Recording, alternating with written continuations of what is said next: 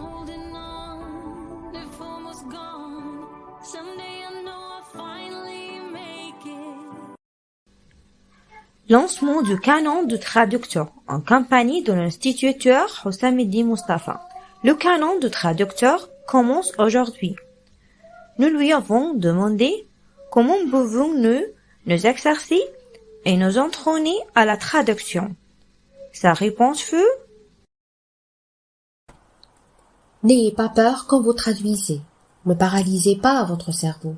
Traduisez simplement. Aujourd'hui, reposez-vous. Récompensez-vous pour vos efforts. Ne regardez pas ce que vous avez traduit hier. Juste profitez de votre journée ou lisez dans un nouveau domaine. Essayez d'oublier ce que vous avez traduit hier.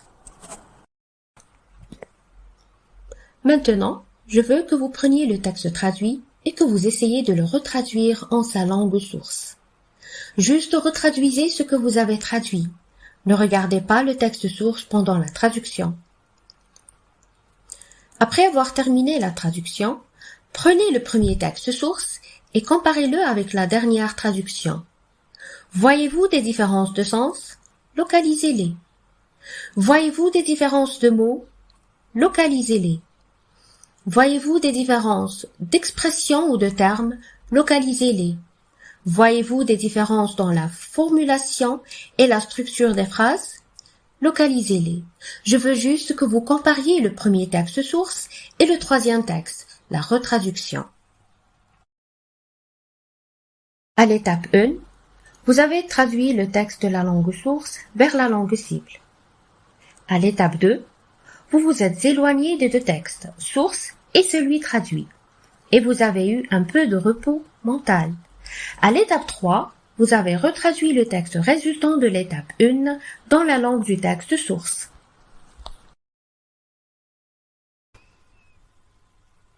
La première chose que vous vous demanderez est de savoir si vous avez réussi ou non à remettre la traduction en son original, d'une manière qui corresponde au sens du texte source. Si vous constatez que le sens est le même, cela signifie que vous avez compris le texte source et que votre capacité de compréhension est bonne.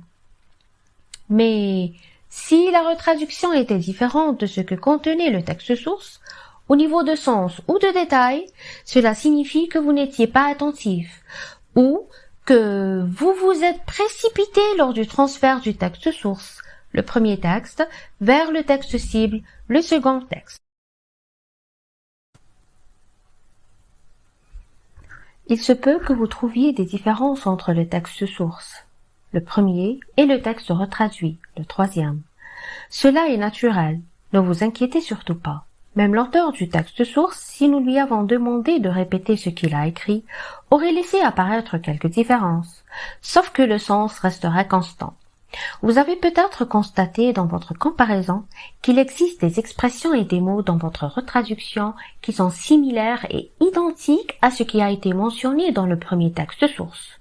Donc, vous devez être réconforté, car cela signifie que vous avez une capacité linguistique proche de celle de l'auteur du texte source, ou que vous avez une bonne mémoire qui a retenu ces mots et expressions et se sont installés dans votre esprit.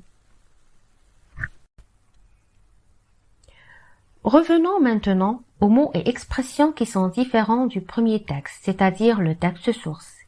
Il suffit de prendre le terme existant dans ce dernier et son équivalent dans le texte traduit, c'est-à-dire le troisième texte, et chercher le sens de chacun dans sa langue d'origine.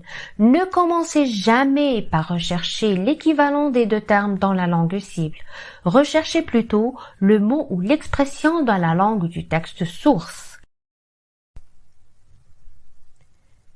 Et vous vous retrouverez devant l'une des deux choses suivantes. Soit que le mot qui existe dans le texte source est proche de celui cité dans le texte retraduit, voire même des synonymes.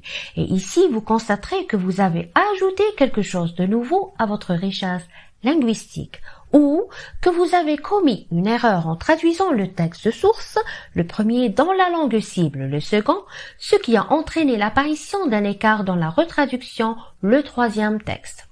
Et ici, vous constatez également que vous avez bénéficié et remarqué votre erreur. Cette méthode que nous utilisons est l'une des méthodes de mesure de la qualité de traduction. Elle est techniquement appelée traduction inverse, réponse de traduction ou contre-traduction. Et le sens de l'expression et patience jusqu'à ce que vous connaissiez le résultat. La traduction n'est pas le métier de l'empressé, mais le travail du prudent posé. Répétez cette méthode aussi souvent que vous le pouvez. Traduisez le texte, laissez-le à côté, assez longtemps pour oublier son contenu et ce que vous avez traduit, puis retraduisez votre traduction dans la langue du texte source et comparez-les.